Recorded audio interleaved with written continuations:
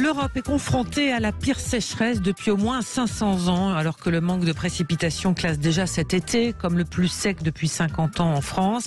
Eh bien, les 2/3 du continent européen sont touchés par cette sécheresse. C'est ce que dit le rapport de l'Observatoire européen de la sécheresse, publié mardi, donc en début de semaine, et relayé hier par l'agence Reuters. On en parle avec notre invité, Olivier Boucher. Bonjour. Olivier Boucher, est-ce que vous êtes là? Bonjour. Oui, ça y est, bonjour. Je suis là, bonjour. Merci d'être avec nous, Olivier Boucher. Vous êtes climatologue, directeur adjoint de l'Institut Pierre-Simon Laplace et spécialisé en recherche de sciences de l'environnement. On va détailler cette information avec vous. Donc, l'Europe confrontée à la pire sécheresse depuis 500 ans. Alors, il y a des disparités, et pour l'instant, tout n'est pas encore totalement arrêté sur ce bilan. C'est ce que vous pensez? Oui, alors effectivement, on connaît une sécheresse qui est exceptionnelle à plusieurs titres. D'abord par son intensité, sa longueur et puis son étendue, puisqu'elle s'étend sur un territoire assez large. Vous avez dit 2/3, peut-être la moitié de l'Europe. C'est pas seulement la France, c'est aussi l'Espagne, l'Italie, une bonne partie de l'Europe centrale. Oui. Et donc effectivement, cette sécheresse, elle est due à un déficit de pluie, mais pas seulement sur l'été. Une sécheresse en été, c'est parce que aussi il y a eu moins de pluie avant, dans les saisons qui précèdent. Et puis des températures élevées, ça on l'a tous vu, avec une série de vagues de chaleur. Oui, en tous les cas, c'est la fin de l'insouciance là de ce côté-là.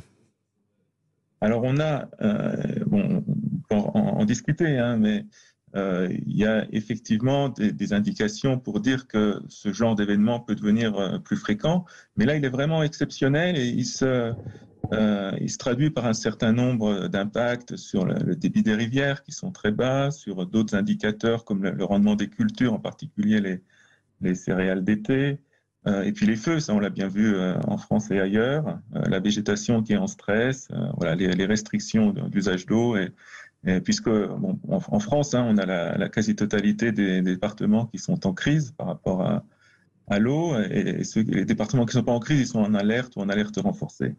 Est-ce que partout en Europe, comme ça l'est en France, puisque cet été, les départements du Nord, les départements au-dessus, on va dire, de la Loire, ont découvert des conditions climatiques absolument exceptionnelles, plutôt habitués au Sud. Est-ce que, quand je disais c'est la fin de l'insouciance, est-ce qu'aujourd'hui il y a effectivement une prise de conscience ou un constat partagé par tous les pays européens sur cette question de l'eau? Oui, de manière croissante, et surtout en été. Alors, comme je disais tout à l'heure, c'est l'étendue de cette sécheresse qui est aussi exceptionnelle. Après, je ne crois pas qu'on puisse dire que c'est la pire sécheresse en 500 ans. Ça, c'est pas forcément faux, mais c'est pas quelque chose qu'on peut facilement étayer avec des données. Et une sécheresse, voilà, ça peut être compliqué à caractériser. Il y a plusieurs indicateurs, ça dépend la longueur de la période sur laquelle on regarde les sécheresses. Mais bon, clairement, à l'échelle de l'Europe, il y a effectivement une sécheresse très forte, des restrictions d'usage de l'eau, disons un manque d'eau qui amène des restrictions d'usage de l'eau. Et donc, il va falloir effectivement s'adapter, anticiper des événements de ce type qui pourront devenir plus récurrents. Alors, on voit les effets, ce que dit le rapport, délétères de la sécheresse sur notamment les cours d'eau en Europe. Beaucoup sont à sec et impactent fortement le secteur de l'énergie. Tout est conjugué là avec cette situation, Olivier Boucher.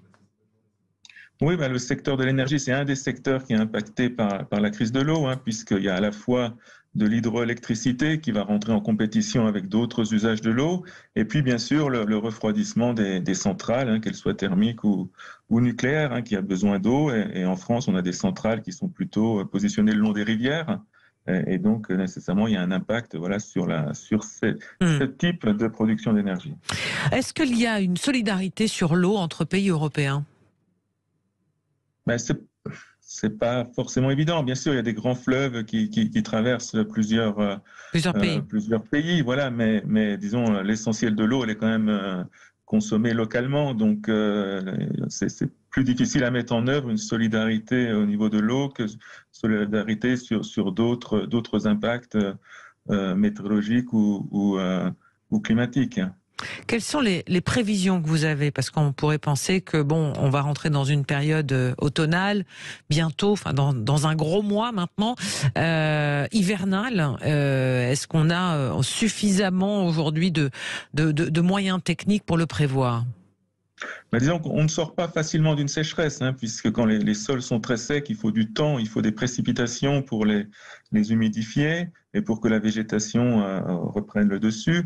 Donc on peut déjà anticiper que ça va prendre plusieurs mois pour revenir, pour que les choses se remettent dans l'ordre à minima. Hmm. Après, il existe ce qu'on appelle des prévisions saisonnières, des prévisions météorologiques à plus long terme, à l'échelle d'un mois, 2 mois ou 3 mois, mais elles sont pas très précises, elles sont pas très, il y a relativement peu de prévisibilité, en particulier pour la précipitation, donc on peut pas forcément dire grand-chose.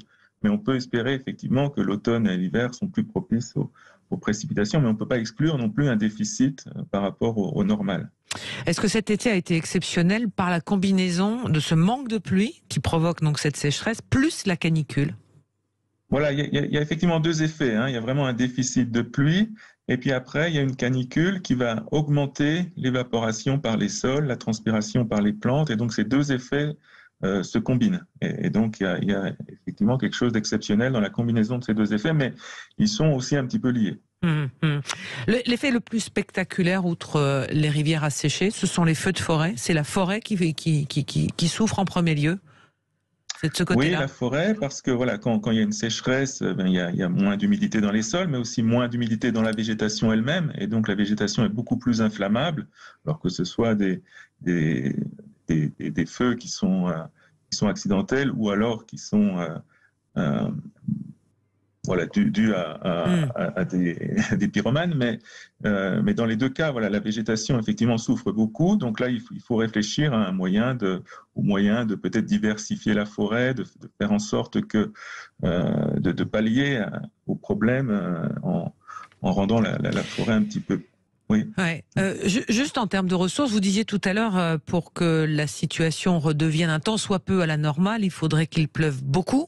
Ça veut dire quoi qu'il pleuve beaucoup? Parce que on va connaître là avec l'automne qui arrive des phénomènes de tempête. On en a vu en Corse aussi, hein, ces épisodes cévenols, ces pluies diluviennes qui tombent en l'espace de quelques heures. Mais ça suffit pas.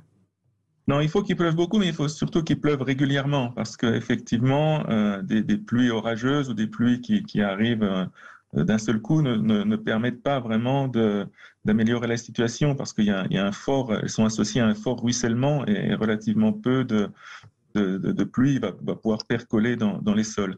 Et effectivement, ça, c'est un problème, parce qu'on sait aussi, hein, avec le réchauffement climatique, que on a une tendance à aller vers des précipitations qui sont plus concentrées, donc des événements plus intenses et moins d'événements de précipitation. Et donc ça, c'est un signal très fort qu'on voit à la fois dans les observations et dans les modèles, et donc qui pose effectivement un problème pour la recharge des nappes phréatiques et pour sortir de situations comme celle-ci. Quel est votre avis en tant que climatologue, si vous pouvez en donner un, sur les appels à la modération qui sont lancés, à la sobriété, sur l'utilisation de l'eau potable? Est-ce que ça, c'est effectivement quelque chose qui peut être une partie de la solution, ou pour l'instant, les enjeux sont autrement plus importants? Je coupe l'eau quand je me brosse les dents. Oui, alors bon, il y a les petits gestes qui peuvent être symboliques, et après, il faut aussi voir où est le gros de la consommation d'eau. Mais il est clair qu'il va falloir apprendre à mieux gérer l'eau, encore mieux gérer l'eau, à être économe Mais vous parlez là des dans communes, de notre utilisation. l'agriculture, de Alors, l'industrie?